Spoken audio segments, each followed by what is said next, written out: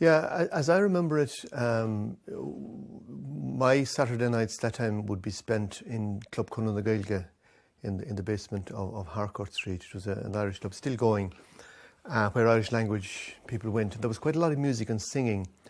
And I suppose I was very friendly with Donald DeBarra at the time, and we'd have a pint there together and listen to a few tunes and songs, and I would contribute myself with songs.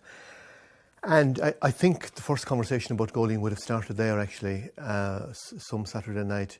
The idea of maybe making a room available for singers in both Irish and English, that there would be an informality about it, that there wouldn't be any microphones, there wouldn't be any MC. And we had a long chat, and very often those chats don't go anywhere. But funny, we continued it with the idea because it seemed to be worth pursuing.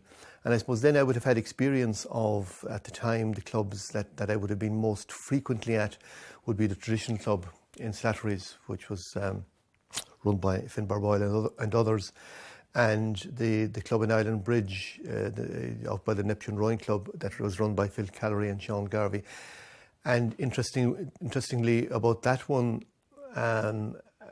was that they began the night with songs. They had the first half hour of that club would be songs, every second song with Sean and Phil. And I would be quite taken by that idea of unaccompanied singing and the audience you had for it, but it was performance orientated. We wanted to do something slightly different to make it informal, and I suppose to throw it open to people who wouldn't be regular singers and who wouldn't be known singers and who might be a bit shy, to give them a platform.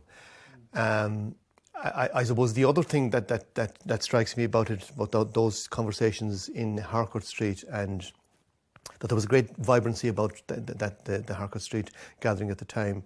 There would be a set dance and maybe a bit of music, and there was great vitality about it, simply because of that informality.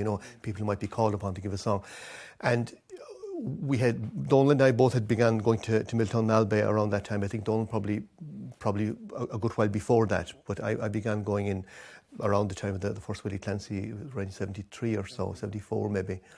And there was a great pub there which still exists, Friel's or Lynch's. And very often when particularly not during the Willie Clancy week, but later on in the summer when you'd gather there would often be a gathering of musicians in the kitchen, Friel's kitchen, which is a famous spot. And Maisie, the Banatee, was still alive. And there was a great man there who's since dead called Martin O'Malley, or Marty O'Malley as he was called. And Marty would generally MC the session. And it was, again, a great vitality about that, very striking, about the friendliness and the all-inclusivity, if you like, of it. And I think when we'd come back from Milltown, we would further pursue the chat about the idea of maybe setting something like that up in Dublin, but exclusively singing. Now, there was some music as well in the early days, and that was very welcome, but it was mostly singing. So I suppose that was its beginnings, really. Out of that came the very first club, which was in the Pembroke, the basement of the Pembroke. We kind of began looking for a suitable venue where we could put this into operation. And I suppose we were very unsure ourselves as to what we would end up with, but we liked that uncertainty. We wanted it to be fairly organic rather than to be very definitive, and we wanted a reasonable standard of singing without being too dogmatic about it, and we wanted both languages kind of represented. So we spread the word. We looked for a venue. There was a room available in the basement in Pembroke Street, the Pembroke Inn, and we began there on Sunday nights, and that was its beginning, basically.